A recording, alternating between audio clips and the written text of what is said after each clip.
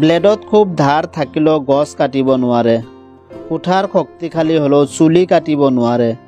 প্ৰত্যেকেই তাৰ নিজস্ব দৰকাৰেই গুৰুত্বপূৰ্ণ। কোনো ব্যক্তিক সাধাৰণ বুলি ভাবি অৱহেলা কৰা উচিত নহয়। তেখেতেও বহুত কৰ্মৰ হ'ব পাৰে। চিন্তাই ৰাতি দেৰিলৈকে জগাই ৰাখে আৰু দায়িত্বই ৰাতিপুৱা সোনকালে উঠাই দিয়ে। বৰ্তমান যুগত সঁচা কথা কোৱা মানুহক কোনেও ভাল নাপায়। কাৰণ সঁচা কথাবোৰ বহুত তিতা, যাৰ কাৰণে সঁচা কথাবোৰ মানুহৰ অতি সহজে হজম নহয়। চেষ্টা কৰি যোৱা, সফল হ'লে পৰিয়ালৰ মানুহ সুখী আৰু বিফল হ'লে চুবুৰীয়াৰ মানুহ সুখী। জীৱনত তিনিজন মানুহক কেতিয়াও মাফ নকৰিব। 1 নম্বৰ, ভাল নাপাই ভাল পোৱাৰ অভিনয় কৰাজন।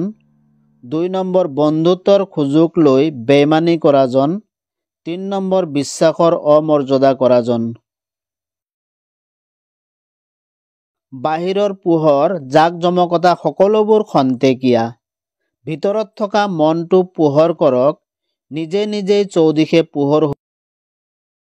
নিজতকৈ বেছি আনক কেতিয়াও প্ৰাধান্য দিব নালাগে, কিয়নো এদিন এনেকুৱা সময়ো আহিব য'ত নিজস্বতা হেৰাই যাব আৰু মানসিক যন্ত্ৰণাই আৱৰি ধৰিব।